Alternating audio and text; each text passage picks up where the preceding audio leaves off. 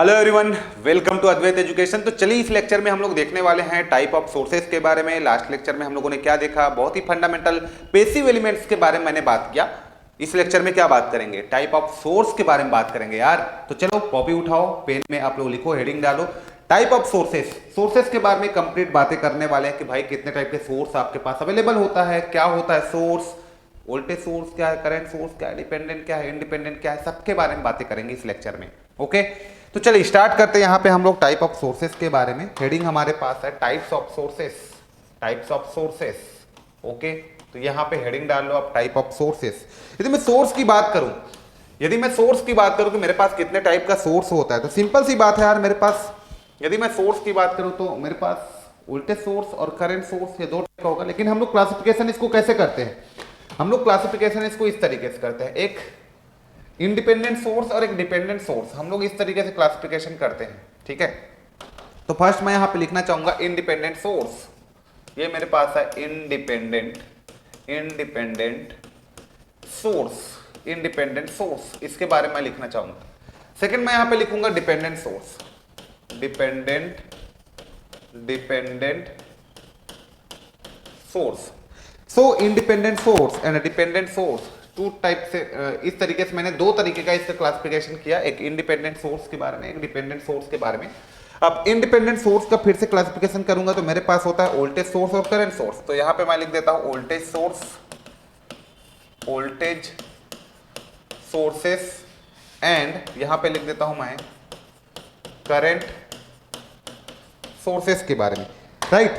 अब चलो voltage source और करंट सोर्स को फिर से मैं क्लासिफिकेशन करूं ना, तो ये किस तरीके का होता है देखिए एक बार, ये दोनों किस तरीके का क्लासिफाइड होता है उसको देखिए। तो आप बस एक बार फ्लो चार्ट बनाइए इसका, फिर हम लोग इसका डिटेल में जाएंगे, अभी बातें करेंगे इसके बारे में बहुत ज़्यादा। ठीक, अब ये भी आपका दो टाइप का होता है, voltage source, current source, ideal practical, ideal voltage source and practical voltage source. तो आइडियल प्रैक्टिकल ये भी आपका दो तरीके का होता है। करंट सोर्स है तो ये भी आपका आइडियल एंड प्रैक्टिकल होगा, आइडियल एंड प्रैक्टिकल होगा। ओके, सो आइडियल प्रैक्टिकल ये तुम्हारे पास हो गया आइडियल प्रैक्टिकल, ये तुम्हारे पास हो गया आइडियल प्रैक्टिकल, है ना। सो सोर्सेस के बारे में मैंने बात किया, independent source, voltage source, current source, हमने बात किया आइडियल प्रैक्टिकल। ओके, तो इतने चीजें हम लोगों को पढ़ना है। हाँ, यहां पे थोड़ा सा मैं डिफाइन करूं तो डिपेंडेंट सोर्स मेरे पास कितने टाइप का होता है, तो डिपेंडेंट सोर्स मेरे पास 4 टाइप का होता है। कौन कौन से 4 टाइप होता है यहाँ पे देख लेते हैं अपन, ये 4 टाइप कौन कौन से होते हैं उसको देख लेते हैं। तो सबसे पहला मैं बात करूं यहाँ पे कि मेरे पास डिपेंडेंट वोल्टेज सोर्स क्या होता है, तो voltage controlled voltage source, current controlled voltage source, voltage controlled current source, current controlled current source. So इसके दो सेक्शन है, एक तो वोल्टेज सोर्स, फिर करंट सोर्स। तो ये वोल्टेज सोर्स है, ये भी वोल्टेज सोर्स, ये करंट सोर्स है, ये भी करंट सोर्स है। लेकिन यहाँ पे वोल्टेज कंट्रोल्ड है, यहाँ करंट कंट्रोल्ड हुआ, यहाँ पे वोल्टेज कंट्रोल, यहाँ पे करंट कंट्रोल, है ना। तो वोल्टेज को कंट्रोल कर रहे हैं, करंट को कंट्रोल कर रहे हैं। बाकी सोर्स तो दो ही होता है, voltage source, current source. This is voltage source, current source. अब हम इसमें वोल्टेज सोर्स है लेकिन वोल्टेज को भी कंट्रोल कर रहे हैं, वोल्टेज सोर्स है लेकिन अब करंट को कंट्रोल करूंगा, करंट सोर्स है लेकिन अब वोल्टेज को कंट्रोल कर रहा हूं, करंट सोर्स है लेकिन अब मैं करंट को ही कंट्रोल कर रहा हूं। तो ये 4 कॉम्बिनेशन आपका इधर हो सकता है। This is your dependent. Independent source का मतलब ये होता है कि यहां पे जो सोर्स है वो किसी भी एलिमेंट पे डिपेंड नहीं करता, है ना। Source is does not depend on the element of the circuit, किसी पे डिपेंड नहीं करता, do not depend on the element of the circuit. But dependent source में ये जो सोर्स है वो सर्किट के एलिमेंट पे डिपेंड करता है, it depends on the circuit elements. This source is depends on the circuit element but this source is does not depend on the circuit element. ठीक है, तो लिख दो यहां पे this sources depends on circuit elements,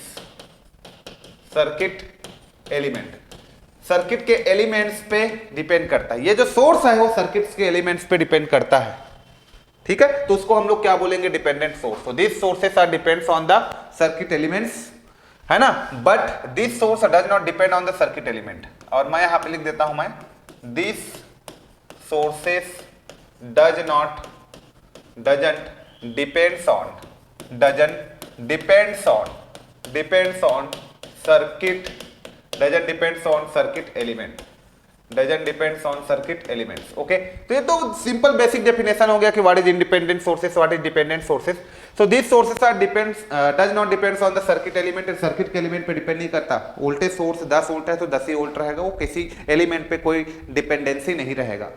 यहां पे dependency रहेगा, यहां के सोर्स का डिपेंडेंसी अदर सर्किट के अदर एलिमेंट पे रहेगा। कैसे रहेगा सब बातें करूंगा मैं अभी, आप देखते रहिए। ओके, सो इंडिपेंडेंट सोर्सेस को सबसे पहले हम लोग स्टडी करते हैं वोल्टेज सोर्स, करंट सोर्स के बारे में। तो सबसे पहले वोल्टेज सोर्स के बारे में मैं थोड़ा सा बातें कर लेता हूं यहां पे, ठीक है। वोल्टेज सोर्सेस के बारे में मैं थोड़ा सा बातें कर लेता हूं। अब वोल्टेज सोर्सेस के बारे में बातें करूंगा यहाँ पे, तो क्या क्या बातें कर सकता हूं मैं। वोल्टेज सोर्सेस के बारे में बातें करूंगा तो क्या क्या बातें हो सकता है, ठीक है। चलो, तो वोल्टेज सोर्स के बारे में बात करूंगा तो ये आइडियल और प्रैक्टिकल होगा, है ना। हम लोग वोल्टेज सोर्स को कैसे रिप्रेजेंट करते हैं ध्यान से देखिए। ये मेरे पास यदि मैं बात करूं वोल्टेज सोर्सेस का, तो आप लोग का जो रिप्रेजेंटेशन है कुछ इस तरीके से हो सकता है। ये इस तरीके का रिप्रेजेंटेशन हो सकता है वोल्टेज सोर्स को। अब देखो, इस तरीके का रिप्रेजेंटेशन तो हो सकता है, आ रहा है बात समझ में, ये इस तरीके का। और एक रिप्रेजेंटेशन आपका ऐसा भी हो सकता है, ऐसा भी हो सकता है, ठीक है, जिसमें आप सोर्सेस को कैसे दिखा देते हो, जिसमें आप सोर्सेस को इस तरीके से आप दिखाते हो,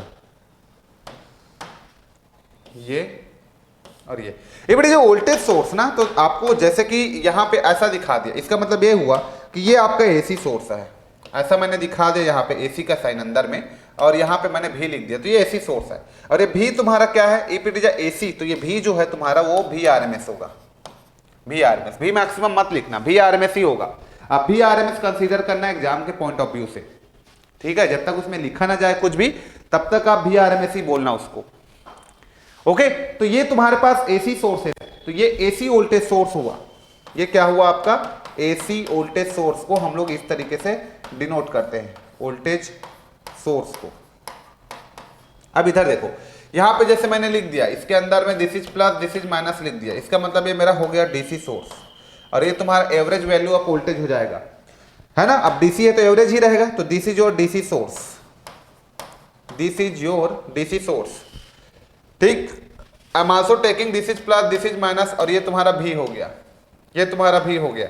तो डीसी सोर्स को या तो कई जगह ऐसा शो कर देता है या तो ऐसा शो करता है, this is nothing but also DC source, ये भी डीसी सोर्स है। अब मेरे लिए इंपॉर्टेंट यह है कि यदि मेरे पास कोई डीसी सोर्स है ना, मेरे लिए इंपॉर्टेंट यह है कि यदि मेरे पास कोई डीसी सोर्स है तो उसका इंटरनल रेजिस्टेंस कितना होता है। आ रहा है बात समझ में, है ना। मान लो मेरे पास कोई डीसी सोर्स है तो उसका इंटरनल रेजिस्टेंस कितना होता है, दिस इज द इंपॉर्टेंट ना। तो मान लो यहां पे मैं लिख देता हूं दिस इज द सोर्सेस, यहां पे ले लेता हूं मैं सोर्सेस, ठीक, ये हो गया। और मैं यहां पे ले लेता हूं just I am taking internal resistance के बारे में बातें कर लेता हूं, तो इंटरनल रेजिस्टेंस, ठीक, यहां पे बात कर लेता हूं, ठीक। तो यहां पे मैं लिख देता हूं क्या लिखता हूं यहां पे मैं, आइडियल प्रैक्टिकल हो सकता है ये, तो यहां पे मैं लिख देता हूं, अभी जस्ट मैं बना देता हूं ये, यहां पे मैं लिख देता हूं आइडियल, आइडियल, और यहां पे लिख देता हूं मैं प्रैक्टिकल, प्रैक्टिकल। तो सोर्स मेरे पास दो टाइप का होगा, एक आइडियल होगा, एक प्रैक्टिकल होगा, ठीक है। हाँ, यहां पे मैं लिख देता हूं इंटरनल रेजिस्टेंस के बारे में, इंटरनल रेजिस्टेंस के बारे में बातें कर लेता हूं, इंटरनल रेजिस्टेंस को आरएस से डिनोट कर लेता हूं मैं, ठीक। सोर्सेस है, लेट अस कंसीडर, यहां पे सोर्सेस मैंने लिखा हुआ है, टाइप्स या फिर टाइप्स लिख सकता हूं, आइडियल प्रैक्टिकल ऐसा टाइप का, टाइप्स भी लिख सकता हूं मैं वहां पे, नॉट सोर्सेस, टाइप्स लिख देता हूं। चलो यहां पे मैं टाइप्स लिख देता हूं कि किस टाइप का है, आइडियल है कि प्रैक्टिकल है, टाइप्स। ओके, अब यहां पे मैं लिख देता हूं वोल्टेज सोर्स, और वहां पे मैं लिख देता हूं वोल्ट मीटर, ठीक है। यहां पे मैं लिख देता हूं वोल्टेज सोर्स, वोल्टेज सोर्स, और यहां पे मैं लिख देता हूं वोल्ट मीटर, वोल्ट मीटर। अब दोनों का मैं इंटरनल रेजिस्टेंस की बात करने वाला हूं। यदि मेरे पास वोल्टेज सोर्स है और वोल्टेज सोर्स आइडियल है तो इंटरनल रेजिस्टेंस कितना होगा, ये क्वेश्चन मैं आप लोगों से पूछ रहा हूं, इसलिए ये टेबल बनाया हूं। आ रहा है बात समझ में। मैंने पूछा आप लोगों को कि भैया मेरे पास कोई वोल्टेज सोर्स है और वो वोल्टेज सोर्स आइडियल है, आइडियल वोल्टेज सोर्स की बात कर रहा हूं, तो इंटरनल रेजिस्टेंस मेरे पास कितना होना चाहिए? तो इंटरनल रेजिस्टेंस RS का जो वैल्यू है ना भाई वो 0 होना चाहिए आइडियल। और प्रैक्टिकली कितना होना चाहिए? RS is not equal to 0 होता है, मतलब बहुत ही लो होना चाहिए, मिनिमम एज पॉसिबल लो होना चाहिए। तो किसी भी वोल्टेज सोर्स का ना इंटरनल रेजिस्टेंस जितना कम हो उतना हमारे लिए बेस्ट है, उतना हमारे टर्मिनल पे ज्यादा वोल्टेज मिलेगा। तो इसको डिटेल में हम लोग पढ़ेंगे, जस्ट मैं एक टेबल आपका क्रिएट कर रहा हूं यहाँ पे। तो इंटरनल रेजिस्टेंस की मैं बात कर रहा हूं वोल्टेज सोर्स का, तो वोल्टेज सोर्स का आइडियली इंटरनल रेजिस्टेंस 0 होता है, बट प्रैक्टिकली 0 ना होके कुछ ना कुछ तो रहेगा, लेकिन लो रहेगा, ठीक। ये वैसे वोल्ट मीटर की मैं बात करूं, तो वोल्ट मीटर की मैं बात करूं तो भैया वोल्ट मीटर का इंटरनल रेजिस्टेंस आइडियली तो इनफाइनाइट होता है। तो ideally internal resistance volt meter का कितना होता है? तो इनफाइनाइट होता है। और प्रैक्टिकली मैं बात करूं तो इंटरनल रेजिस्टेंस इनफाइनाइट ना होके हाई होता है, वेरी हाई होता है। तो आप लिख लो इसको, हाई लिख लो, हाई या वेरी हाई लिख लो, ठीक है, चलेगा। ओके, तो ये दोनों में डिफरेंस है। कई लोग कंफ्यूज्ड होते रहते हैं कि भैया वोल्टेज सोर्स क्या होता है ना, वोल्ट मीटर क्या होता है और दोनों का रेजिस्टेंस कैसे होता है। तो वोल्टेज सोर्स का इंटरनल रेजिस्टेंस 0 होता है, आइडियली इसका इनफाइनाइट होता है, एक दूसरे के देखो है ना अपोजिट है, ठीक। तो इसमें कंफ्यूज मत होना, प्रैक्टिकली इसका लो होता है, इसका हाई होता है, ये आपको होना चाहिए, पता होना चाहिए। आ रहा है बात समझ में? तो जस्ट मैंने वोल्टेज सोर्स के बारे में थोड़ा सा बातें कही, ठीक। अब थोड़ा सा करंट सोर्स के बारे में यही टेबल मैं बना देता हूँ, करंट सोर्स के बारे में यही टेबल मैं क्रिएट कर देता हूं, यही टेबल मैं क्रिएट कर देता हूं। तो जस्ट मैं यहां पे ले रहा हूं टाइप्स, यहां पे लिख ले रहा हूं टाइप्स, ठीक। यहां पे लिख ले रहा हूं टाइप्स, यहां पे लिख ले रहा हूं मैं इंटरनल रेजिस्टेंस, ठीक है। और यहां पे मैं लिख ले रहा हूं, ये हो गया, और यहां आइडियल प्रैक्टिकल, ठीक।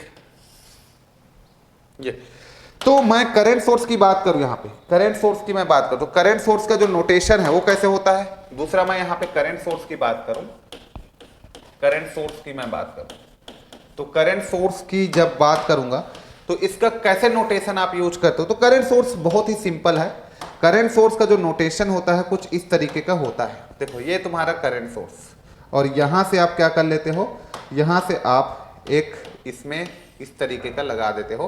और करंट सोर्स का नोटेशन तो आपका बहुत ही सिंपल है, चाहे एसी हो चाहे डीसी हो, करंट सोर्स को आप ऐसे ही शो करते हो। और यहाँ पे आप भले ही क्या लिख देते हो, इसमें IS लिख देते हो, ये करंट सोर्स, ठीक। इस तरीके का एरो हेड से आप रिप्रेजेंट कर देते हो। तो एसी हो चाहे डीसी, करंट सोर्स का नोटेशन ऐसे ही यूज करते हो, ठीक है। ये क्या है बेटा, किसका, ये किसका नोटेशन हुआ, ये आपका इंडिपेंडेंट का नोटेशन मैं बता रहा हूं। जैसे आप लोग को इसी में देखना है कि डिपेंडेंट का नोटेशन कैसे होता है। तो डिपेंडेंट का नोटेशन में थोड़ा सा चेंजेस आ जाता है। क्या चेंजेस आ जाता है, इस तरीके का थोड़ा सा चेंजेस आ जाता है, देखते रहो डिपेंडेंट में कैसे आ जाता है चेंजेस, देखते रहो। यहाँ पे आप डायमंड शेप, लेकिन डायमंड शेप बोल देने से मैं ये नहीं मानता कि डायमंड शेप बोल देने से, ओनली बोल देने से आपका वो डिपेंडेंट हो जाता है। डिपेंडेंट के लिए आपको कोई ब्रांच पे उसको दिखाना भी पड़ेगा, ठीक है। आप इंडिपेंडेंट को भी डायमंड शेप से रिप्रेजेंट कर सकते हो, है ना। लेकिन जब ऐसा आपको लिख दिया जाता है, मान लो यहां पे मैंने दिस इज प्लस माइनस ऐसा लिख दिया, ऐसा करके प्लस माइनस, और मान लो यहां पे मैंने कोई कांस्टेंट ले लिया k, और यहां पे वोल्टेज ऐसे लिख दिया, तो ये क्या बताता है पता है, ये क्या बताएगा, ये देखो सबसे पहले वोल्टेज सोर्स है, प्लस माइनस अंदर में है, मतलब वोल्टेज सोर्स हुआ, और यहाँ पे वोल्टेज है, तो वोल्टेज कंट्रोल्ड वोल्टेज सोर्स हुआ है। तो इसके बारे में अभी पूरा अभी देखोगे, वोल्टेज कंट्रोल्ड वोल्टेज सोर्स ये हुआ। और मान लो ये वोल्टेज कंट्रोल्ड वोल्टेज सोर्स हुआ। अब मान लो मैं इसी में तुम लोग को भी बताऊंगा पूरा इसके बारे में। मान लो यहाँ पे भी ना लिख के मैं क्या लिख देता पता है, कोई ब्रांच के करंट को लिख देता, मैं ऐसे करके करंट को लिख देता, तो ये क्या हो जाता पता है, अब ये क्या हो जाता, ये वोल्टेज सोर्स तो है, तो ये वोल्टेज सोर्स तो रहेगा, लेकिन अब ये करंट आ गया, तो ये करंट कंट्रोल्ड वोल्टेज सोर्स हो जाएगा, है ना। तो इसी में लॉजिक होता है। यहाँ पे मैंने के भी लिख दिया, तो ये क्या हुआ, देखो वोल्टेज सोर्स तो है, तो ये वोल्टेज सोर्स तो कांस्टेंट है, लेकिन अभी यहाँ पे करंट कंट्रोल्ड वोल्टेज सोर्स हो जाएगा। और यहाँ पे आपका K1 है, मान लो ये K2 है, तो ये तुम्हारे पास क्या हो जाएगा, वोल्टेज कंट्रोल्ड वोल्टेज सोर्स हो जाएगा। Very important point.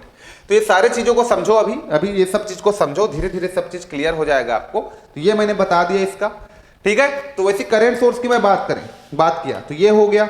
अब जैसे मैं यहीं पे आपका डिपेंडेंट की बात करूं, ये तो मेरा इंडिपेंडेंट का हो गया। डिपेंडेंट का यहां पे जैसे मैं बात करूं ना, देखते रहो आप, यहां पे मैं डिपेंडेंट का बात करूं तो ये मेरे पास डिपेंडेंट में क्या होगा, ठीक, अब मान लो मैंने यहाँ पे ऐसा एरो हेड दिखा दिया। एरो हेड दिखा देने का मतलब मेरा ये हो जाता है कि भैया ये मेरे पास करंट सोर्स हो गया। अब मेरे को इसको क्या बनाना है, अब मेरे को क्या बनाना है, let us consider first case में मैंने बना दिया, फर्स्ट इसमें मैंने क्या लिख दिया, यहाँ पे एक K1 लिख दिया और करंट लिख दिया ऐसे करके, तो ये क्या हो जाएगा, करंट कंट्रोल्ड, ये करंट कंट्रोल्ड करंट सोर्स हो गया। सेकंड केस में मैंने क्या लिख दिया, यहाँ पे ऐसे K2 लिख दिया और यहाँ पे मैंने V लिख दिया, तो यही अब क्या हो जाएगा, देखो ये क्या हुआ, ये कौन सा सोर्स है, करंट सोर्स तो है, तो करंट सोर्स तो यहाँ लिखोगे। अब क्या हुआ, ये वोल्टेज को कंट्रोल कर, यहाँ के वोल्टेज को दूसरे ब्रांच का, यहाँ के करंट को दूसरे ब्रांच का वोल्टेज कंट्रोल कर रहा है, तो ये तुम्हारा क्या हो जाएगा, voltage controlled current source, voltage control current source. तो ये चार टाइप का होता है, दो करंट सोर्स का, दो वोल्टेज सोर्स का, एक बार वोल्टेज कंट्रोल, एक बार करंट कंट्रोल, फिर वोल्टेज कंट्रोल, फिर करंट कंट्रोल। तो ये सब चीजों को आप अभी समझने वाले हो। तो जस्ट करंट सोर्स का मतलब ये है कि इसको एरो हेड से हम लोग इस तरीके से रिप्रेजेंट करते हैं। So this is your independent, ये इंडिपेंडेंट सोर्स को आप इस तरीके से रिप्रेजेंट करते हो और डिपेंडेंट सोर्स को आप इस तरीके से रिप्रेजेंट करते हो।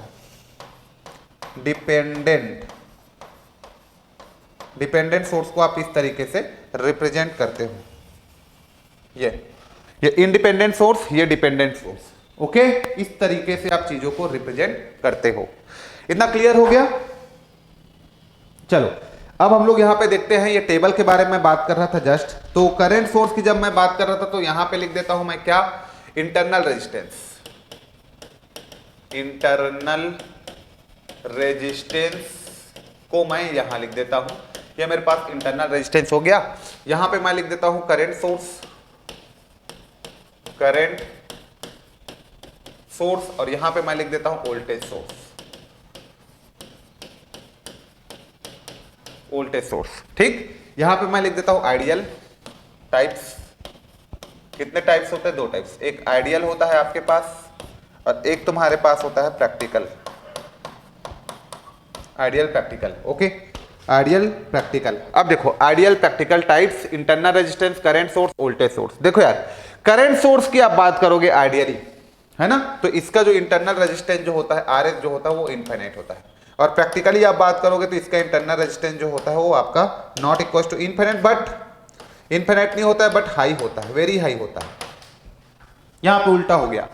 हाँ, अब वोल्टेज सोर्स की, यहां पे करंट सोर्स रखा आपने, यहां पे आप क्या लिखोगे, यहां पे आप एमीटर, यहां पे आप क्या लिखोगे, यहां पे आप लिखोगे क्या लिखोगे, एमीटर, एमीटर, एमीटर, ओके। तो यहां पे आपने करंट सोर्स लिखा, यहां पे एमीटर, एमीटर का इंटरनल रेजिस्टेंस क्या होता है, बहुत ही कम होता है, आपको पता होगा, है ना, तो इसका इंटरनल रेजिस्टेंस आपका आइडियली 0 होता है, और RS is not equal to 0 मतलब बहुत ही आपका लो होता है प्रैक्टिकली। तो ये भी आपको थोड़ा सा कंफ्यूज कर सकती है, लेकिन इसको भी आपको पता होना चाहिए, क्योंकि कॉम्पिटिटिव एग्जाम में दोनों को पूछ लिया जाता है, तो आप लोग कंफ्यूज्ड होते रहते हो और दोनों में कंफ्यूजन होते रहता है। तो ये हमने करंट सोर्स, एमीटर की बात कर ली, वोल्टेज सोर्स, वोल्ट मीटर की बात कर ली, ये भी आप सभी लोगों के लिए जानना बहुत ज्यादा इंपॉर्टेंट था। आया बात समझ में? तो ये बेसिक पहले क्लियर होना चाहिए। अब बात करते हैं हम लोग डिटेल में, ठीक है। तो सबसे पहले यहां पे आइडियल वोल्टेज सोर्स ले लो आप, फर्स्ट यहां पे ले लो ideal voltage source, ideal voltage source ले लीजिए। आइडियल वोल्टेज सोर्स के बारे में आप थोड़ा सा बात कर लीजिए। आइडियल वोल्टेज सोर्स के बारे में बात करूं यहां पे, तो देखो आइडियल वोल्टेज सोर्स के बारे में बात करूं तो मैं क्या क्या बातें कर सकता हूं। सबसे पहले आइडियल वोल्टेज सोर्स की बात करूं तो आइडियल वोल्टेज सोर्स में इंटरनल रेजिस्टेंस कितना होता है sir?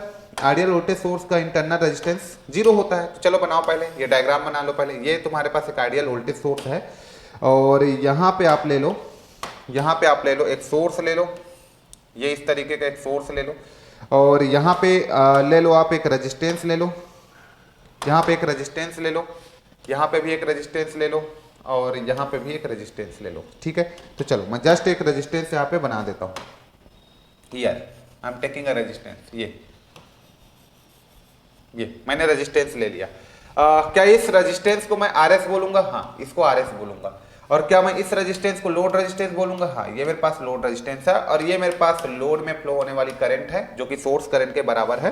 This is my source, this is my source. ये मेरे पास क्या है? ये मेरे पास जस्ट एक सोर्स है जिसको मैं बोलूंगा Vs, ठीक, और ये लोड के अक्रॉस करंट इसमें एंटर कर रहा है, तो इसके अक्रॉस वोल्टेज मेरे पास क्या हो जाएगा, ये VL हो जाएगा। अब चूंकि आपको पता है कि आइडियल वोल्टेज सोर्स है, तो आइडियल वोल्टेज सोर्स का इंटरनल रेजिस्टेंस 0 होता है, आपको पता है ये चीजें, ठीक है। इंटरनल रेजिस्टेंस 0 है, इसका मतलब ये क्या है, इसका मतलब ये है कि यहां पे कोई भी आपका रेजिस्टेंस नहीं है, कोई भी रेजिस्टेंस नहीं है, मतलब ये शॉर्ट सर्किटेड है। रेजिस्टेंस 0 का मतलब तो यही है, ओके। अब इसका मतलब ये है कि यहां का जो वोल्टेज है वो यहां पे डिपेंड नहीं कर रहा है, क्यों, क्योंकि यहां पे तो कोई रेजिस्टेंस है ही नहीं।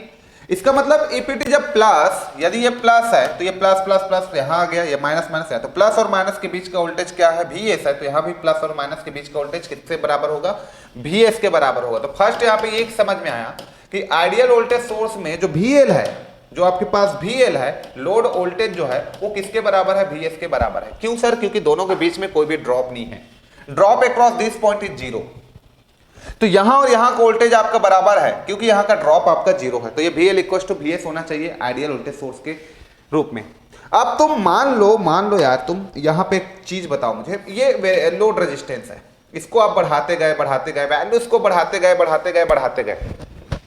गए, करंट पे कोई फर्क पड़ रहा है, करंट पे कोई फर्क पड़ रहा है नहीं, करंट चेंज भी हो रहा होगा, लेट्स से ये करंट चेंज भी हो रहा है, तुम करंट की वैल्यू को IL की वैल्यू को चेंज कर रहे हो, तो क्या यहां के वोल्टेज पे कोई फर्क पड़ रहा है, क्या यहां के वोल्टेज पे कोई फर्क पड़ेगा, नहीं पड़ेगा। क्यों, क्योंकि भैया ये करंट यहां का जो वोल्टेज है, लोड वोल्टेज जो होता है वो लोड करंट पे डिपेंड नहीं करेगा। तो मैं क्या लिख सकता हूं, क्या यहां पे सेकेंड पॉइंट, क्या सेकेंड पॉइंट यहां पे लिख सकता हूं, क्या load voltage is independent of the load current, है ना।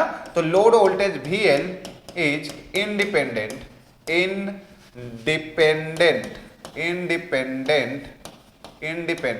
क्या बोला मैं, VL is independent to the load current, है ना, लोड करंट पे डिपेंड नहीं करेगा। क्या बोला मैं, ये जो VL है वो आपका independent to the load current, load current पे उसको कोई डिपेंडेंसी नहीं है यार। आप लोड करंट को, लोड को कितना भी वेरी करो, ये करंट चेंज हो रहा है, लेकिन ये करंट जब चेंज हो रहा है तो उसके कारण यहां पे कोई ड्रॉप तो नहीं आ रहा है ना, रेजिस्टेंस 0 है तो कोई ड्रॉप नहीं आएगा। तो इसीलिए क्या बोला मैं, load voltage is independent to the load current, load current पे लोड वोल्टेज डिपेंड करेगा नहीं, वो तो कांस्टेंट रहेगा, यहां पे जितना वोल्टेज है उतना वोल्टेज रहेगा। आप यहां के लोड करंट को, रेजिस्टेंस को कितना भी चेंज कर लो भैया, वो कांस्टेंट रहेगा ही रहेगा, ओके, वो कांस्टेंट रहेगा ही रहेगा। क्यों, यहां पे ड्रॉप होता तो डिपेंडेंसी रहता, बट यहां पे कोई ड्रॉप नहीं है तो कोई डिपेंडेंसी नहीं है, ओके, ये भी क्लियर हो गया। हाँ, इसका कैरेक्टरिस्टिक्स की मैं बात करूं, चलो इसका कैरेक्टरिस्टिक्स बनाते हैं, इसका हम लोग कैरेक्टरिस्टिक्स बनाते हैं। तो यदि मैं इसका कैरेक्टरिस्टिक्स बनाने यहां पे VI कैरेक्टरिस्टिक्स यदि मैं बनाऊं, तो लेट अस इस वोल्टेज सोर्स का यहां पे मैं ले लेता हूं वोल्टेज को, ये लोड वोल्टेज को मैं ले लेता हूं यहां पे VL, ठीक, लोड वोल्टेज को VL बोल दिया हो, which is equal to V ना। अब इसमें फ्लो होने वाला करंट को मैंने बोल दिया IL। चलो, अब IL की वैल्यू कुछ भी हो, मेरा लोड वोल्टेज पे कोई फर्क पड़ रहा है क्या, नहीं, लोड वोल्टेज तो मेरा हमेशा कांस्टेंट है ना, तो लोड वोल्टेज मेरा हमेशा कांस्टेंट है, ये कांस्टेंट है, लोड वोल्टेज हमेशा कांस्टेंट है। और ये जो लोड वोल्टेज है वो किसके बराबर है बेटा, ये लोड वोल्टेज जो है वो आपका सोर्स वोल्टेज के बराबर है। इसका मतलब मैं ये बोल सकता हूँ कि लोड वोल्टेज मेरा सोर्स वोल्टेज के बराबर है, और IL की वैल्यू कितना भी हो रहा है, IL की वैल्यू को आप पॉजिटिव रखो, 0 रखो, या कुछ भी रखो ना, मेरा यहाँ के वोल्टेज पे कोई भी फर्क नहीं पड़ेगा। आ रहा है बात समझ में। इसका मतलब लोड करंट का लोड वोल्टेज पे कोई भी डिपेंडेंसी नहीं है, तो load voltage is independent of the load current, load voltage is independent of the load current, ये हम लोग बोल सकते हैं। अब आप कोई भी सोर्स की आप कैरेक्टरिस्टिक्स की बात करते हो, तो क्या ये कैरेक्टरिस्टिक्स इस सोर्स का क्या है, लीनियर है। यदि इस सोर्स की मैं कैरेक्टरिस्टिक्स की बात करूंगा तो क्या ये जो सोर्स है वो आपका लीनियर है, ये लीनियर कैरेक्टरिस्टिक्स है, नहीं, स्ट्रेट लाइन है लेकिन ऑल टाइम ओरिजिन से पास नहीं हो रहा है। तो पहला मैं इसके कैरेक्टरिस्टिक्स की बात करूं तो पहला पॉइंट आपका क्या निकल के आता है कि भैया कोई भी सोर्स जो होता है ना वो क्या कैरेक्टरिस्टिक्स को शो करता है, नॉन लीनियर कैरेक्टरिस्टिक्स को शो करता है। तो पहला नॉन लीनियर एलिमेंट होता है। यदि मैं कोई सोर्स कैसा एलिमेंट है आपसे पूछूं तो आप बोलोगे मुझसे सर नॉन लीनियर एलिमेंट होता है ना, नॉन लीनियर एलिमेंट। देखो ये कैरेक्टरिस्टिक स्ट्रेट लाइन तो है बट ऑल टाइम ऑरिजिन से पास नहीं हो रहा है, तो कैरेक्टरिस्टिक कैसा हुआ, मेरा नॉन लीनियर कैरेक्टरिस्टिक्स हुआ। ओके अब मैं दूसरी बात यहां पे करूं आप लोगों की कि भैया जब ये नॉन लीनियर है, एक्टिव है कि पैसिव, तो देखो इसका कैरेक्टरिस्टिक किस में आ रहा है, फर्स्ट में भी आ रहा है और दूसरा किस में आ रहा है, आपका सेकंड क्वाड्रेंट में भी आ रहा है। तो सोर्स जो होता है वो कैसा एलिमेंट हुआ, source is a active element, active element, क्योंकि इसका कैरेक्टरिस्टिक जो है वो आपका सेकंड क्वाड्रेंट में भी आ रहा है। इसलिए सोर्स जो होता है वो कैसा एलिमेंट है, हमेशा एक्टिव एलिमेंट की तरह बिहेव करेगा। Source is active element, okay, active element, तो सोर्स आपका एक्टिव एलिमेंट है। थर्ड पार्ट मैं बात करूं यहां पे कि भाई बाइलेटरल है कि यूनिलेटरल है।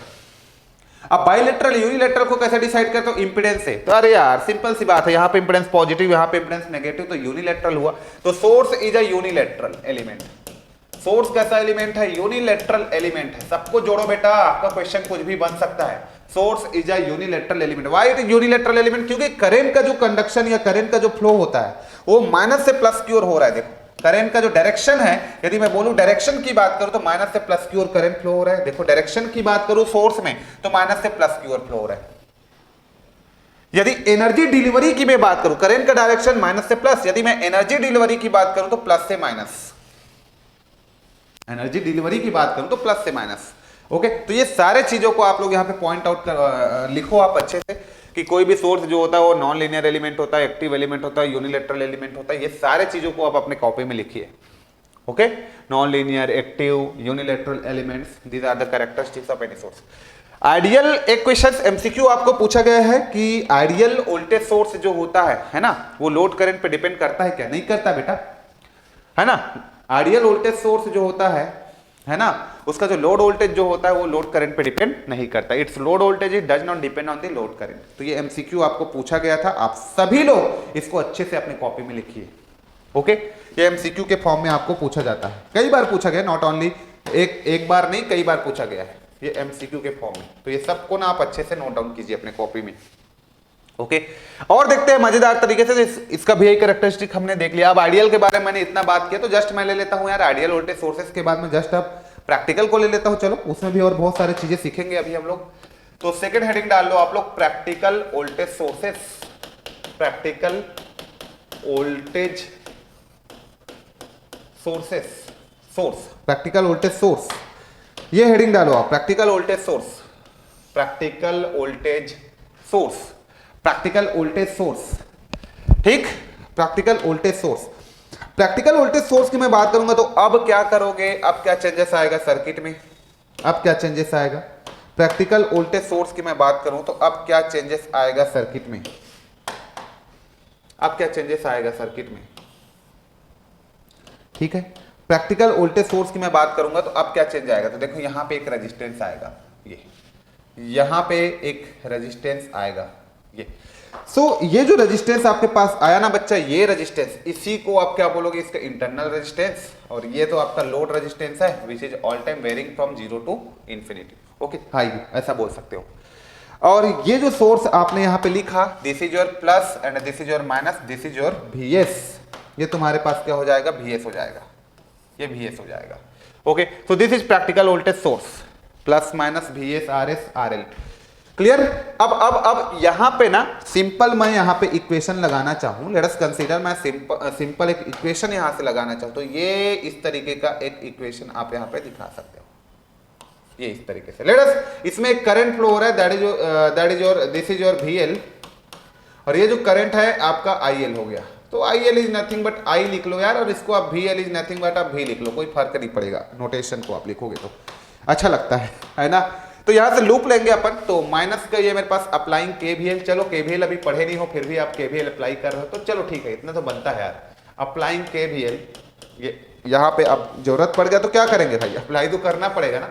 तो KVL यहाँ पे मैं अप्लाई करूं, KVL मैं यहाँ पे अप्लाई करूं तो क्या हो जाएगा, यहाँ पे देखिए, यदि मैं इस इक्वेशन में, इसमें मैं KVL अप्लाई करूं तो यहां से हो जाएगा माइनस का मेरा VS ये वाला, और ये प्लस हो जाएगा, इसमें करंट कौन सा आ रहा है, IRS, I इंटू RS हो जाएगा यहाँ का ड्रॉप, और यहाँ का ड्रॉप को मैं लिख लेता हूं प्लस का V is equal to 0। Okay, अब यहां से मैं V की वैल्यू को निकालना चाहूं तो V इज इक्वल टू मेरे पास क्या हो जाएगा, V को वही रहने दो, इसको उधर ले जाओ, इसको तो माइनस I इंटू RS, ऐसे लिखो इसको, माइनस RS इंटू I, और प्लस के क्या हो जाएगा, उधर जाके ये पॉजिटिव हो जाएगा BS। तो मेरे पास इक्वेशन क्या आ गया, ये इक्वेशन आ गया। ठीक, अब इस इक्वेशन का इस इक्वेशन से आप कंपैरिजन करोगे तो y is equal to mx plus c आ गया। ये तो स्ट्रेट लाइन इक्वेशन है बट ओरिजिन से पास नहीं कर रहा है, c इंटरसेप्ट से पास हो रहा है, तो इसका आप एक कैरेक्टरिस्टिक्स बना दीजिए। हाँ, y का कंपैरिजन v से कर लो, ठीक है, c का कंपैरिजन आप vs से कर लो, इंटरसेप्ट्स, ठीक है, और यहाँ पे x का कंपैरिजन i से कर लो और m का कंपैरिजन rs से कर लो। तो स्लोप आपके पास माइनस है, यहाँ पे नेगेटिव आ रहा है, मतलब नेगेटिव स्लोप, इसका मतलब कैरेक्टरिस्टिक्स कुछ दूसरा ही मिलेगा आपको। चलो मैं कैरेक्टरिस्टिक्स की बात कर लेता हूँ, vi कैरेक्टरिस्टिक्स मुझे कैसे मिलेगा, और बहुत सी इसमें बातें होगी, अभी देखते रहिए।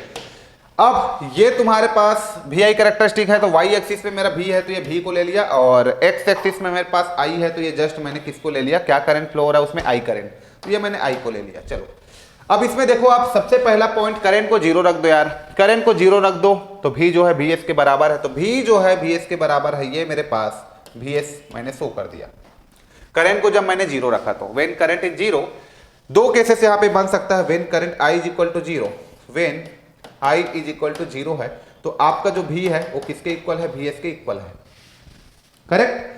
सेकेंड, जब यहां के रेजिस्टेंस को मैंने बहुत बढ़ा दिया तो वोल्टेज 0 हो गया होगा। मान लो रेजिस्टेंस को मैंने यहाँ पे शॉर्ट कर दिया, इसको शॉर्ट कर दिया, बढ़ाते बढ़ाते लोड को इतना बढ़ा दिया, यहाँ का रेजिस्टेंस बहुत 0 शॉर्टेड ही हो गया। इसका मतलब जब मैं बोल देता हूं लेट अस कंसीडर कि जब मेरा v का वैल्यू 0 हो गया, इसको मैंने इतना शॉर्ट कर दिया लोड को, है ना, शॉर्ट सर्किट कर दिया, फुल लोड डाल दिया मैंने, तो v इक्वल टू मेरा क्या हो गया, वो 0 हो गया। व्हेन v इक्वल टू 0, तो करंट का वैल्यू मुझे क्या मिलेगा, जब v 0 हुआ तो ये इधर आके पॉजिटिव हो गया, i इज इक्वल टू मेरे को मिल गया यहां से इस वाले इक्वेशन से i is equal to vs by rs, तो ये मेरे पास मिल गया vs बाई rs। तो ये मेरे लिए इंपॉर्टेंट है, ये मेरे लिए इंपॉर्टेंट है, क्यों इंपॉर्टेंट है अभी समझ में आएगा, ये मेरे लिए क्यों इंपॉर्टेंट है अभी समझ में आएगा। तो क्या समझ में आया यहां से कि भैया जब आपका करंट 0 रहेगा तो आपका वोल्टेज है, करंट का 0 मतलब समझते हो, ओपन सर्किट रहेगा। जब ये ओपन सर्किट रहेगा तो आपका वोल्टेज जो है v जो है vs के बराबर होगा, और जब यहाँ का वोल्टेज 0 रहेगा दैट मीन्स जब ये शॉर्ट सर्किट रहेगा तो इसमें फ्लो होने वाला जो करंट है वो vs बाई rs के बराबर होगा, ठीक है। तो ये चीजें आपको यहाँ से समझ में आया। तो जब वोल्टेज आपका 0 है, ये करंट आपका 0 था, अब वोल्टेज आपका 0 है तो करंट की वैल्यू क्या होगा, vs बाई rs के बराबर होगा। तो जस्ट ये जो vs बाई rs है वो कहाँ पे मिलेगा, यहाँ पे मिलेगा। तो ये करंट का वैल्यू क्या हो गया, करंट का वैल्यू vs बाई rs के बराबर है। यहाँ पे वोल्टेज का वैल्यू तुमको vs के बराबर मिला था, जब करंट का वैल्यू 0 था तो वोल्टेज v जो है vs के बराबर था, और जब आपका करंट का वैल्यू आपने 0 कर दिया, जब आपने करंट का वैल्यू 0 कर दिया, वोल्टेज का वैल्यू आपने 0 कर दिया, तो करंट जो है vs बाई rs के बराबर होगा। तो दोनों पॉइंट को यदि मैं मिलाना चाहूं तो मेरा कैरेक्टरिस्टिक जो है कैसा मिलेगा, मेरा कैरेक्टरिस्टिक ऐसे करके नेगेटिव स्लोप मिलेगा, नेगेटिव स्लोप। आ रहा है बात समझ में, नेगेटिव स्लोप आपको मिलेगा। देखो जब करंट का वैल्यू 0 है तो वोल्टेज इतना है, जब वोल्टेज 0 है तो करंट इतना है, सिंपल सी बात है। तो आपको नेगेटिव स्लोप मिला तो ठीक है, नेगेटिव स्लोप ही तो मिला है आपको, है ना, नेगेटिव स्लोप ही तो मिला है, तो नेगेटिव स्लोप आपको मिल गया, इतना क्लियर है। जहां पे करंट i जो है vs बाई rs के बराबर है और यहाँ का वोल्टेज v जो है vs के बराबर है, when current is 0 when voltage is 0, इतना क्लियर हो गया। चलो और एक चीज मुझे ये बताओ, व्हेन जब आपका यहाँ पे करंट आपका 0 रहेगा, तो करंट आपका 0 रहेगा, इसमें करंट मान लो आपका 0, तो v जो है vs के बराबर होगा। तो जब करंट 0 रहेगा तो v जो है vs के बराबर होगा, तो यही आपके पास क्या हो जाएगा, आइडियल केस हो जाएगा।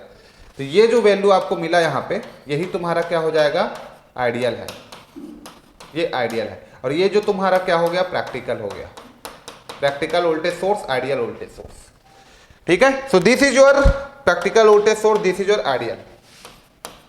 ये अब इंपॉर्टेंट पॉइंट मेरे लिए क्या निकला, इसमें इंपॉर्टेंट क्या निकला मेरे लिए, कंक्लूजन वाली पॉइंट ये निकला कि जब आप प्रैक्टिकल वोल्टेज सोर्स की बात करते हो तो लोड का जो वोल्टेज है वो लोड करंट पे डिपेंड करता है ना। तो पहला पॉइंट मेरा इंपॉर्टेंट क्या निकला कि प्रैक्टिकल वोल्टेज सोर्स में लोड वोल्टेज जो है वो लोड करंट पे डिपेंड कर रहा है कि नहीं। लोड वोल्टेज जो है, लोड का वोल्टेज है भी, वो लोड करंट पे आई पे डिपेंड कर रहा है। क्यों? क्योंकि यहां का ड्रॉप उस करंट पे डिपेंड कर रहा है। और सिंपल सी बात है, यहां पे जितना ज्यादा करंट आपका होगा उतना ज्यादा ड्रॉप होगा, उतना कम आउटपुट में वोल्टेज मिलेगा। तो जितना ज्यादा तुम यहाँ पे करंट को बढ़ाते जाओगे, इसमें जितना ज्यादा आप करंट को, लोड को बढ़ाते जाओगे, आपका करंट बढ़ते जाएगा, और जितना ज्यादा आपका यहाँ पे करंट बढ़ते जाएगा उतना ज्यादा ड्रॉप आते जाएगा, जितना ज्यादा यहाँ ड्रॉप आएगा उतना यहाँ पे आपको कम वोल्टेज मिलेगा। तो अब प्रैक्टिकल वोल्टेज सोर्स में लोड वोल्टेज जो है वो लोड करंट पे डिपेंड करता है। तो आप सभी लोग अपने कॉपी में पहला पॉइंट लिखिए कि load voltage is dependent on the load current, है ना। तो पहला पॉइंट आप लिख लो, load voltage is the dependent on, load voltage is depends on, ऐसे लिखो, load voltage depends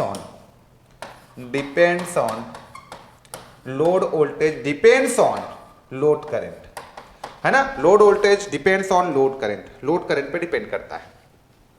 ओके, अब एक और इंपॉर्टेंट पॉइंट ये है कि जब आप यहां का करंट आपका जीरो है ना, मैं क्या बोला कि जब आपके पास एक सर्किट है, उस सर्किट में ये जो करंट है आपके पास, मान लो ये कोई तुम्हारे पास सर्किट है, और इस सर्किट में यहाँ पे जो करंट है, यहाँ पे जो करंट है वो आपके पास क्या है, ये मान लो कोई सोर्स है आपका, this is your source, this is your plus minus VS, this is your source, this is your plus minus VS।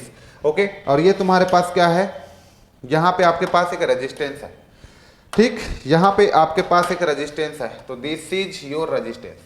अब इसमें करंट जीरो है, इसका मतलब क्या है कि भैया यहाँ पे आपका क्या है, ओपन सर्किट है। करंट का जीरो मतलब ये आपका ओपन सर्किट है, ठीक, एंड प्लस माइनस यहाँ वोल्टेज भी है, ठीक। अब तूने बोल दिया कि भैया करंट का वैल्यू जीरो है, मतलब ओपन सर्किट हो गया, ओपन सर्किट हो गया होगा। तो जब ये ओपन सर्किट है, यहाँ वोल्टेज VS है और यहाँ का रेजिस्टेंस आपके पास RS है, तो इसमें फ्लो होने वाला करंट जब आपका जीरो है, तो इसका इस टर्मिनल का वोल्टेज क्या हुआ, VS है, और इस टर्मिनल का वोल्टेज तुम्हारे पास क्या है, V है। तो जब किसी भी रेजिस्टेंस में, मान लो आपके पास कोई रेजिस्टेंस है, क्या एक कंक्लूजन निकला है, एक इंपॉर्टेंट कंक्लूजन देख लीजिए। मान लो ये तुम्हारे पास कोई रेजिस्टेंस है, ठीक है, ये तुम्हारे पास कोई रेजिस्टेंस है, और इस रेजिस्टेंस में मैंने बोला कि इस रेजिस्टेंस में ये कोई तुम्हारे पास एक रेजिस्टेंस है, और इस रेजिस्टेंस में करंट का वैल्यू जीरो है, करंट का वैल्यू जीरो है, और यहाँ वोल्टेज तुम्हारे पास कितना VS है, और यहाँ का वैल्यू तुम्हारे पास लोड वोल्टेज भी है। तो जब किसी भी रेजिस्टेंस में करंट का वैल्यू जीरो होता है, तो ये this is plus minus voltage across, ये हो जाएगा इस रेजिस्टेंस के अक्रॉस वोल्टेज, मान लो, अब मान लो VR मान लो, ये आपके पास क्या हो जाएगा, जीरो हो जाएगा। इसका मतलब जब किसी भी रेजिस्टेंस में करंट का वैल्यू जीरो होता है, तो उस रेजिस्टेंस के क्रॉस ड्रॉप जो होता है वो आपका क्या होगा, जीरो होगा।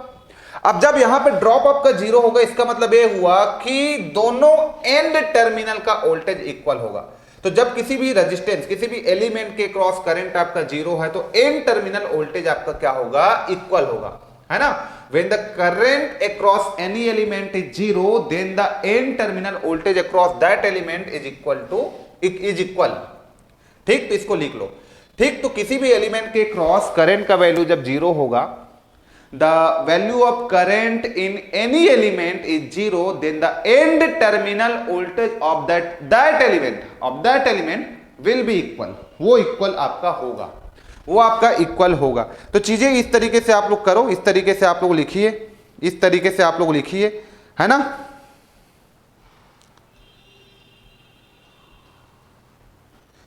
क्लियर, इस तरीके से आप लोग चीजों को लिखिए। ओके, तो ये बहुत ही इंपॉर्टेंट है ना, एन टर्मिनल वोल्टेज सेम होगा, ठीक। तो ये जस्ट आप लोग अच्छे से नोट डाउन कीजिए अपने कॉपी में, है ना। चलो, तो ये आपको प्रैक्टिकल वोल्टेज सोर्स समझ में आ गया। और प्रैक्टिकल वोल्टेज सोर्स में आपने क्या ऑब्जर्वेशन किया, आपने ये ऑब्जर्वेशन किया कि जब when current through any passive element is zero, then the two end voltage are equal and vice versa, ये आपने यहाँ पे ऑब्जर्वेशन किया, ठीक है। और प्रैक्टिकल वोल्टेज सोर्स के बारे में भी आप यहाँ पे बातें करोगे ना, तो प्रैक्टिकल वोल्टेज सोर्स जो होता है वो भी आप देखोगे। तो प्रैक्टिकल वोल्टेज सोर्स भी नॉन लीनियर है, और प्रैक्टिकल वोल्टेज सोर्स भी आपका नॉन लीनियर है, वो भी आपका चेंज हो रहा है, वोल्टेज की वैल्यू चेंज हो रहा है, करंट पे डिपेंड कर रहा है ना। तो एक्टिव एलिमेंट है ना, ये भी आपके इस क्वाड्रेंट में आ सकता है, नेगेटिव क्वाड्रेंट में भी आ सकता है, सेकंड क्वाड्रेंट में भी, फोर्थ क्वाड्रेंट में आ सकता है, ठीक है। तो आप बोल सकते हो कि ये एक्टिव एलिमेंट है, नॉन लीनियर है, एक्टिव एलिमेंट है, और यूनिलैटरल होता है, जो भी सोर्स होता है वो यूनिलैटरल होता है। तो ये सब चीज बातें कर सकते हो आप। Okay, so this is your practical voltage source, this is your practical voltage source, ये सब बातें आप लोग लिख लीजिए। तीसरी पॉइंट मेरे पास जो थर्ड है वो आपके पास क्या होता है, ideal current source. Ideal current source, ideal current source, ideal current source, ideal current source. अब मैं आइडियल करंट सोर्स की बात करता हूं, आइडियल करंट सोर्स में क्या होगा, आइडियल करंट सोर्स की मैं बात करूं तो आइडियल करंट सोर्स में क्या होता है, देखो यहां पे आइडियल करंट सोर्स,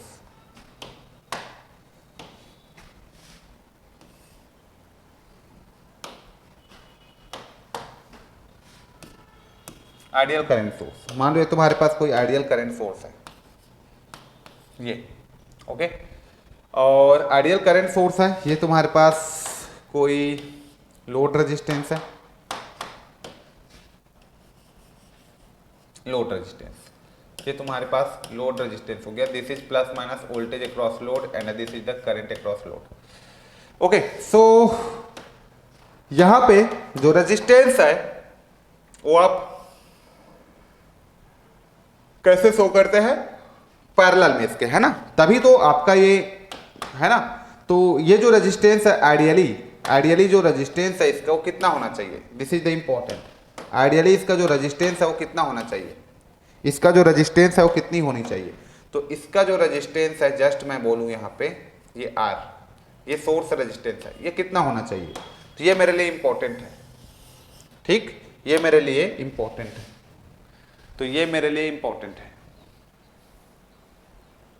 आ रहा है बात समझ में, ये मेरे लिए इंपॉर्टेंट है। तो ये रेजिस्टेंस इनफाइनाइट होनी चाहिए, यहां पे जो रेजिस्टेंस है वो इनफाइनाइट। अब देखो यार, आइडियल करंट सोर्स है तो भैया यहां जितना करंट है उतना करंट यहां पे मिलना चाहिए, तो ये करंट ना यहां से पूरा पूरा यहां पे आना चाहिए, यहां पे कोई डिवाइड नहीं होना चाहिए, तभी तो यहां का रेजिस्टेंस क्या होना चाहिए, इनफाइनाइट होना चाहिए। तो मैं क्या बोलूं कि भैया आइडियल वोल्टेज सोर्स है तो ये रेजिस्टेंस आपका यहां पे जो लगने वाली जो रेजिस्टेंस है, शंटेड रेजिस्टेंस जिसको आप बोलते हो, ये आपके पास क्या होना चाहिए, इनफाइनाइट, मतलब ये ओपन सर्किट, ओपन सर्किट मतलब इसमें आपका करंट का वैल्यू 0 होना चाहिए। तभी तो यहां से जो पूरा पूरा करंट निकलेगा, यहां से जो पूरा पूरा करंट निकलेगा वो यहां से निकला, यहां पे गया, यहां जाते जाते जाते जाते आपका ये पूरा करंट यहां से ऐसे जाएगा। आ रहा है बात समझ में, इस तरीके का, इस तरीके का ये। तो मान लो ये रेजिस्टेंस को वेरी करते हो, ये रेजिस्टेंस को वेरी करते हो आप, है ना, तो रेजिस्टेंस को वेरी भी कर रहे हो या यहां के वोल्टेज को वेरी भी तुम कर रहे हो, तो यहां पे करंट जो है वो आपका, यहां का जो लोड करंट है वो इस वोल्टेज पे डिपेंड नहीं करेगा, ठीक है। तो यहां से आप देखोगे, एक्चुअली यहां से आप देखोगे तो क्या होगा, एक बार देखिए यहां से आप देखोगे तो इसका कैरेक्टरिस्टिक्स कैसे बनेगा। लेट अस कंसीडर कि ये जो करंट है इस करंट के बराबर है ना। तो यहां पे V इज इक्वल टू आप लिखना चाहोगे तो V इज इक्वल टू क्या हो जाएगा, I into RL, I into RL। तो I की वैल्यू निकालोगे तो V डिवाइडेड बाई आपके पास क्या मिलेगा, RL मिलेगा। I की वैल्यू यहां से निकालोगे तो V डिवाइडेड बाई RL। अब करंट सोर्स के रेस्पेक्ट में आपको बातें करना है, तो जस्ट आपका ग्राफ कैसे बनने वाला है, यहाँ पे कुछ इस तरीके, यहाँ पे I भी कैरेक्टरिस्टिक्स बना देंगे हम लोग, ठीक है, I भी कैरेक्टरिस्टिक्स। तो ये तुम्हारे पास I हो गया, ये तुम्हारे पास V हो गया। अब ये I की वैल्यू आपका ऑल टाइम क्या रहता है, कांस्टेंट रहता है। तो ये लोड करंट I जो है ना वो हमेशा ऑल टाइम के लिए कांस्टेंट होने वाला है, ये लोड वोल्टेज पे डिपेंड नहीं करेगा। तो आप इसको ऐसे बना सकते हो, ठीक है, इस तरीके से आप बना सकते हो। तो ये तुम्हारा I है, ये वोल्टेज पे डिपेंड नहीं करेगा। देखो वोल्टेज का वैल्यू आपका 0 हो रहा है, ये वोल्टेज का वैल्यू तुम्हारा ये शॉर्ट हो रहा है, रेजिस्टेंस को चेंज करके तुमने शॉर्ट कर दिया, फिर भी इसमें करंट I है ना। और ये वोल्टेज का वैल्यू आप वहां पे क्या कर रहे हो, नेगेटिव भी कर रहे हो, फिर भी इसमें I करंट फ्लो हो रहा है, क्योंकि सीरीज में सेम करंट आपका फ्लो होते रहता है, सीरीज में आपका सेम करंट आपका फ्लो होते रहता है, उसका कोई डिपेंडेंसी यहाँ पे नहीं रहेगा, उसका कोई भी डिपेंडेंसी यहाँ पे नहीं रहेगा। तो इस कारण मैं क्या बोला कि जो मेरा लोड करंट है वो लोड वोल्टेज पे डिपेंड नहीं करेगा, है ना। तो इस कारण ये हमेशा कांस्टेंट I बना रहेगा। तो इसलिए मैंने क्या बोला, load voltage is independent of the load current is independent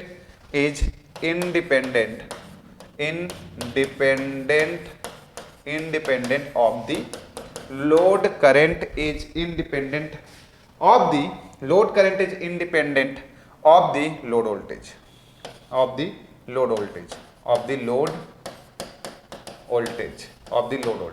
load current is independent of the load voltage, most important point. Okay, load current is independent of the load voltage, पहला point. Second, यदि आप characteristic देखोगे तो कैसा है, non linear characteristics है, non linear है ना, एक्टिव है कि पैसिव, तो जितने भी सोर्सेस होता है सब आपका क्या होता है, एक्टिव एलिमेंट होता है, एक्टिव एलिमेंट होता है। ठीक ठीक, और ये आपके पास बाइलेटरल है, यूनिलेटरल, तो भैया यूनिलेटरल ही है, करंट के कंडक्शन एक ही डायरेक्शन में होता है तो यूनिलेटरल होता है। तो ये सारा चीजें आप लोग यहाँ पे लिख सकते हो, या ये सारे पॉइंट्स आप लोग यहाँ पे लिख सकते हो। ठीक, और यदि आपका सोर्स जो होता है वो डीसी होता है तो डीसी मतलब का टाइम इनवेरिएंट, टाइम इनवेरिएंट, और यदि आपका सोर्स जो होता है वो आपका एसी होता है तो एसी का मतलब होता है टाइम वेरिएंट, टाइम वेरिएंट। ठीक है, तो ये सारे पॉइंट्स को आप लोग नोट डाउन कीजिए। डीसी मतलब टाइम इनवेरिएंट, एसी मतलब टाइम वेरिएंट, है ना। तो ये सब पॉइंट को आपको अच्छे से अपने कॉपी में लिखना है, ये सब चीज आपको पूछा जा सकता है, सारे पॉइंट्स को आप लोगों को पूछा जा सकता है, तो सब इंपॉर्टेंट है आप लोग के लिए।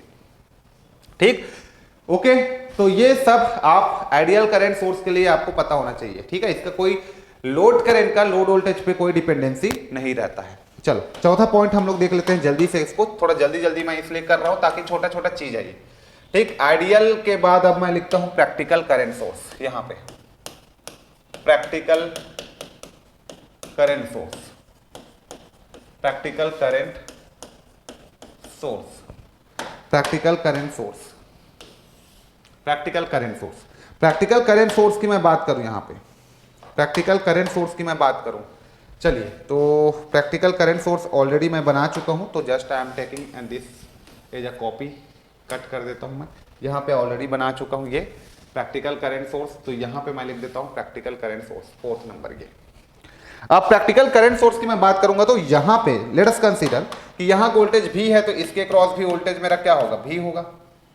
तो इसके क्रॉस जो भी करंट होगा यहाँ पे इस ब्रांच में, उसको मैं क्या लिख सकता हूँ, V/RS लिख सकता हूँ।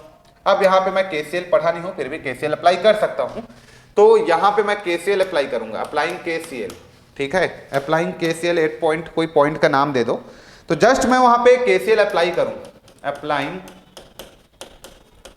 KCL एट नोड, उस नोड पे मैं KCL अप्लाई करूं, तो KCL अप्लाई करूंगा तो this one is my incoming current, तो इनकमिंग करंट को मैं क्या लिखता हूं, माइनस लिखता हूं। This is outgoing current, outgoing current मेरे पास कितना, V/RS, तो ये मेरे पास हो जाएगा V/RS, ये outgoing current, this is also outgoing current, तो यहाँ के करंट को मैं लिखूंगा I is equal to 0।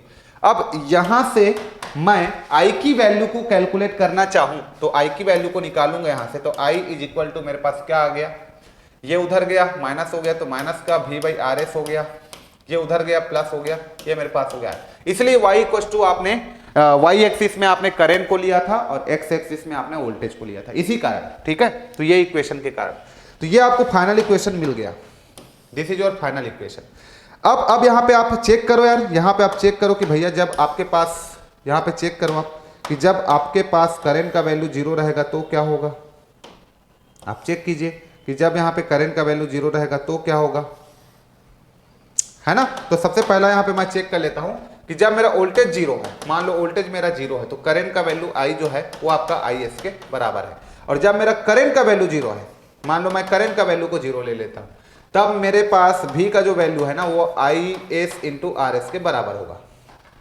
Okay, ये मेरे को समझ में आया। अब मैं यहाँ से VI कैरेक्टरिस्टिक इसी के बेसिस पे बनाऊंगा तो मुझे क्या मिलेगा, ये हो गया। ठीक, अब VI कैरेक्टरिस्टिक्स यदि मैं बनाऊं तो let us consider y axis पे मेरा करंट है, तो ये मैंने करंट को ले लिया, और x एक्सिस पे मेरे पास क्या है, वोल्टेज है, तो ये मैंने वोल्टेज को ले लिया x एक्सिस पे, तो ये मेरा वोल्टेज हो गया, ये मेरा वोल्टेज हो गया। अब आप खुद बताइए मुझे कि जब वोल्टेज का वैल्यू 0 है, ये वोल्टेज का वैल्यू 0 है, तब मेरा करंट है वो किसके बराबर है, ये जो करंट है वो मेरा IS के बराबर है। ठीक, अब जब मेरा करंट की वैल्यू 0 है तो वोल्टेज जो है, ये करंट की वैल्यू 0 हो गया, तो वोल्टेज भी जो है, ये भी जो है वो IS इंटू RS के बराबर है। ये इसका मतलब ये हुआ कि यहां से मैं ग्राफ बनाना चाहूं, यहां से मैं ग्राफ बनाना चाहूं, ये तो इस तरीके का ग्राफ मिलेगा, इस तरीके का ग्राफ मिलेगा, ये इस तरीके का negative slope minus RS। Okay, तो ये ग्राफ मिलेगा। तो यहां से मैं कंक्लूजन ये कर सकता हूं, आइडियली ये कैसा होगा, आइडियली जब आपके पास, आइडियली का मतलब ये है कि आइडियली मतलब आई जो है हमेशा आई एस के बराबर होगा, वो वोल्टेज पे कोई डिपेंडेंसी नहीं रहेगा, वोल्टेज चाहे जीरो रहे, चाहे पॉजिटिव चाहे नेगेटिव, आई एस तो आई एस ही रहेगा, ठीक है। तो आइडियली तो ये रहेगा, आपको आइडियली ग्राफ जो है कुछ ऐसा देखने को मिलेगा, ये तुम्हारा आइडियल का केस हो गया और ये तुम्हारा प्रैक्टिकल का केस हो गया, ये प्रैक्टिकल का केस हो गया, ठीक। तो कंक्लूजन मेरा ये निकल रहा है ना, इसमें क्या कंक्लूजन निकला बताओ आप लोग। चलो यहां पे ले लेता हूं, चलो मैं यहां पे नेक्स्ट वाला इसमें ले लेता हूं, ये कॉपी करके, ठीक। तो यहां पे अपन कंक्लूजन इसका करते हैं, यहां पे ओके, यहां पे अपन कंक्लूजन इसका कर लेते हैं। ये मेरा केसीएल हटा दो, ठीक। ये अब इसका कंक्लूजन पॉइंट ये है कि भैया मैंने क्या देखा कि जब मेरा करंट का वैल्यू, आई का वैल्यू क्या रहेगा, है ना, उसी इक्वेशन में जो इक्वेशन आया था वहीं पे मैंने देखा, क्या क्या देखा, इसको ले लेता हूं मैं, ठीक है। ये जो टेबल आया है मेरे पास, इसको ले लेता हूं मैं, तो दिस इज कॉपी, यहां पे ये टेबल, मैंने ये देखा कि जब मेरा v का वैल्यू जीरो रहेगा, v का वैल्यू जीरो का मतलब ये है कि जब v का वैल्यू जीरो का मतलब है कि इसको शॉर्ट कर देना, v का वैल्यू जीरो का मतलब ये है कि इसको शॉर्ट कर देना, ठीक है। v का वैल्यू जीरो मतलब ये पूरा शॉर्ट हो जाना। तो मैंने यहां पे देखा कि जब मेरा v का वैल्यू जीरो होगा, दैट मीन्स ये पूरा मेरा शॉर्ट होगा, v का वैल्यू जीरो मतलब यहां पे शॉर्ट सर्किट हो जाना, ठीक। यही तो v का वैल्यू जीरो है ना बेटा, ये प्लस माइनस शॉर्ट हो गया मतलब जीरो वोल्टेज हो गया। तो जब मैंने देखा कि जब v का वैल्यू मेरा जीरो होगा तो करंट जो है i जो है वो is के बराबर है, क्यों, चेक करो बराबर है कि नहीं, चलो चेक करते हैं। तो जब v का वैल्यू जीरो है तो यहां से जो करंट है is, ये गया गया गया गया गया गया गया गया गया, यहाँ पे आ गया, यहाँ पे आ गया, यहाँ पे आ गया, यहाँ पे आ गया, यहाँ यहाँ यहाँ यहाँ यहाँ यहाँ यहाँ यहाँ यहाँ से जाते हुए ये वापस। इसका मतलब ये हुआ कि जब मेरा v का वैल्यू जीरो है ना, तो करंट इसमें ना जा करके, यहाँ पे करंट आपका जीरो हो गया, करंट इसमें ना जा करके करंट इसमें फ्लो हुआ। अब इंपॉर्टेंट यह है कि करंट के पास तो दो पाथ है, एक ये करंट मेरा इसी में क्यों फ्लो हुआ, क्योंकि करंट जो होता है वो हमेशा मिनिमम रेजिस्टेंस पाथ को फॉलो करता है। तो पहला कंक्लूजन मेरा क्या निकला कि current always follow the, current always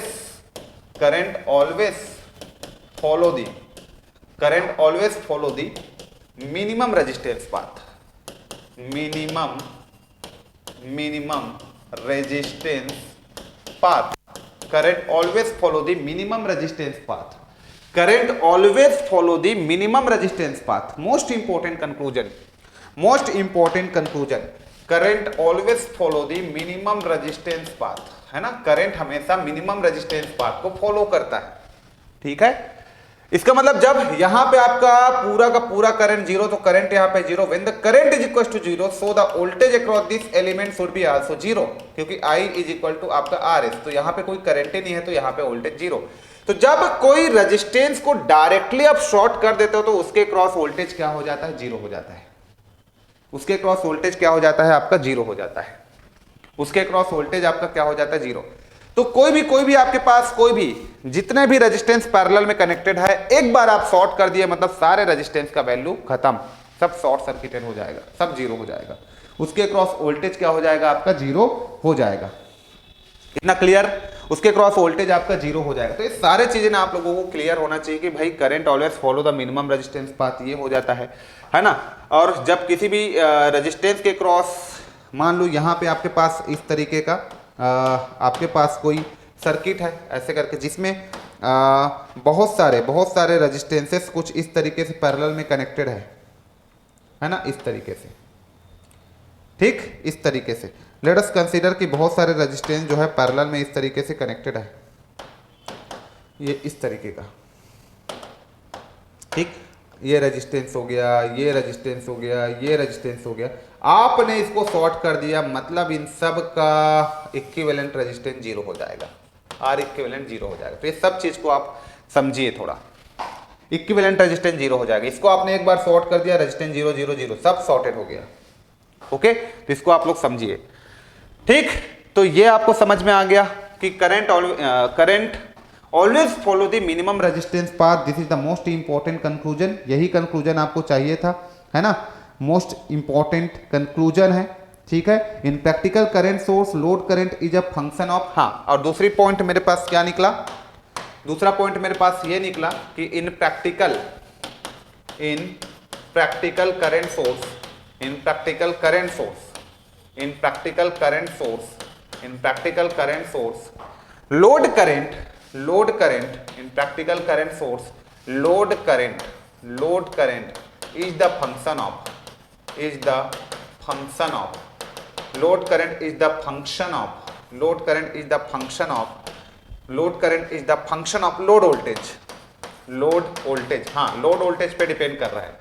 load voltage को आप वेरी कर रहे हो तो लोड करंट चेंज हो रहा है ना। आप देख भी सकते हो यहाँ पे, ये देख लो, ये इक्वेशन शिफ्ट सब चीज बता देता है कि भैया लोड करंट आई है वो भी पे डिपेंड कर रहा है प्रैक्टिकल के केस में। बट आइडियल के केस में भैया, आइडियल के केस में ये भी पे तो डिपेंड करता ही नहीं है, क्योंकि भैया आर तो है ही नहीं वहां पे। आर एस का वैल्यू इनफाइनाइट है, तो इनफाइनाइट मतलब जीरो हो गया, तो आई बराबर आई एस ही होगा आइडियल में। बट प्रैक्टिकल के केस में आर एस तो इनफाइनाइट नहीं होगा ना, यहाँ पे कुछ रहेगा ना, मिनिमम तो रहेगा। इसका मतलब ये करंट जो है इस वोल्टेज पे डिपेंड कर रहा है, डिपेंडेंसी है, देखो डिपेंड कर रहा है, ये वोल्टेज पे ये करंट जो है डिपेंड कर रहा है। बट आइडियल में कोई डिपेंडेंसी नहीं है, तो उसी चीज को हमने यहाँ पे लिखा है कि इन practical current source load current is the function of load voltage, ये हमने वहां पे लिखा है। क्लियर? तो ये एकदम क्लियर होना चाहिए आप सभी लोगों को, ये एकदम क्लियर होना चाहिए आप सभी लोगों को। ओके, एकदम क्लियर होना चाहिए आप सभी लोगों को। This is the most important conclusion point. अब कई बार इसमें क्वेश्चंस ये पूछा जाता है, हाँ बाकी तो यार जितने भी सोर्सेस होता है वो नॉन लीनियर होता है, एक्टिव एलिमेंट होता है, आपका बाइलेटरल यूनिलेटरल एलिमेंट होता है, वो तो आप जानते ही हो, वो सब तो कंक्लूड कर ही चुके। तो आपको कंक्लूजन क्या निकला यहाँ पे? दोनों सोर्स की मैं बात करूं तो दोनों सोर्सेस में कंक्लूजन आपको क्या मिला? यदि मैं दोनों सोर्सेस की बात करूं तो दोनों सोर्सेस में आपको कंक्लूजन क्या मिला? यदि मैं यहाँ पे कंक्लूजन की बात करूं दोनों सोर्सेस का, तो कंक्लूजन ये निकला कि भैया यहाँ पे मैं ले लेता हूं प्रैक्टिकल वोल्टेज सोर्स की मैं बात कर लेता हूं यहाँ पे। तो ये देखो तुम्हारे पास प्रैक्टिकल वोल्टेज सोर्स, और यहाँ पे मैं बात कर लेता हूँ प्रैक्टिकल करंट सोर्स, तो ये प्रैक्टिकल करंट सोर्स। तो यहाँ पे तुम ना जब ड्रॉ करोगे प्रैक्टिकल वोल्टेज सोर्स तो वी आई कैरेक्टरिस्टिक ड्रॉ करते हो, और यहाँ पे आई वी कैरेक्टरिस्टिक्स आप ड्रॉ करते हो, यहाँ पे आप आई वी कैरेक्टरिस्टिक्स आप ड्रॉ करते हो। मोस्ट इंपॉर्टेंट पॉइंट, ठीक है, ये हो गया। और यहाँ से जो ग्राफ बनता है वो आपका ग्राफ कैसे बनता है? तो सर ऐसा बनता है, यहाँ से भी ग्राफ ऐसे ही बनता है। लेकिन इंपॉर्टेंट ये होता है कि यहाँ पे ना भी जो है, यहाँ पे जो आपके पास भी जो है ना वो आपका भी एस के बराबर होता है, और यहाँ पे जो तुम्हारे पास करंट है ना, लोड करंट होता है, वो किस पे डिपेंड करता है? तो वो डिपेंड करता है V S by R S पे के बराबर होता है। क्योंकि आपका यहाँ पे जो इक्वेशन होता है वो माइनस का आर एस इंटू आपका आई आया रहता है, यहाँ पे आप आई लिख सकते हो, प्लस यहाँ पे आप लिख सकते हो वी एस, ये इक्वेशन आया रहता है। मोस्ट इंपॉर्टेंट पॉइंट, यही कंक्लूजन है ना, यही तो आया रहता है ना, यही इक्वेशन। तभी तो आप आई का वैल्यू जीरो है तो भी एस के बराबर हो गया, और भी का वैल्यू जीरो है तो आई जो है, भी का वैल्यू यदि आपका जीरो है तो आई जो है V S by R S के बराबर होता है। तो मोस्ट इंपॉर्टेंट कंक्लूजन तो यही है। हाँ, सिमिलरली यहाँ पे आप करंट का वैल्यू निकाले रहते हो, तो ये जो करंट है वो माइनस का किसके बराबर आया रहता है? ये माइनस का आपका, यहाँ पे देख लेते हैं जस्ट हम लोग। तो ये जो इंपॉर्टेंट कंक्लूजन आपने लिखा माइनस भी by R S plus I S, तो ये आपके पास आया रहता है माइनस भी बाई आर एस प्लस आपके पास आई एस। ये इंपॉर्टेंट आपका यहाँ पे आया रहता है आपके पास रिलेशन। तो यहीं पे आप देखते हो ना कि जब आपके पास वोल्टेज का वैल्यू जीरो है तो आपका आई जो है वो आई एस के बराबर हुआ था, और जब आपके पास करंट का वैल्यू जीरो है तो जो आपका भी है वो आपका I S into R S के बराबर हुआ था। ओके, ये हुआ था, ठीक।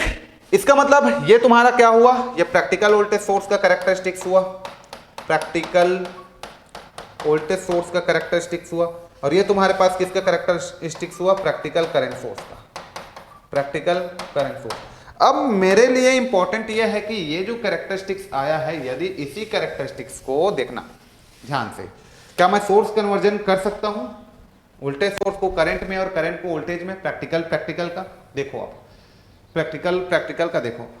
अब यदि मैं इस कैरेक्टरिस्टिक्स को ऐसा बनाना चाहूं, इसको पकड़ा, भी को इधर ले गया और आई को यहां ले गया, तो ये कैसे दिखेगा? अब देखो कैसे दिखेगा। अब ये दिखेगा कुछ इस तरीके से। लेट्स यहां बना देता हूं, चलो यहां बना देता हूं। अब मैंने क्या किया कि इसके भी को ना मैंने यहां लेके आ गया, और इसके आई को मैंने यहां ले आया, इसको पकड़ा, यहां ले गया, इसको यहां, तो मेरा कैरेक्टरिस्टिक दिखेगा तो वैसे ही, क्योंकि भैया वो तो दिखेगा तो वैसे ही ये।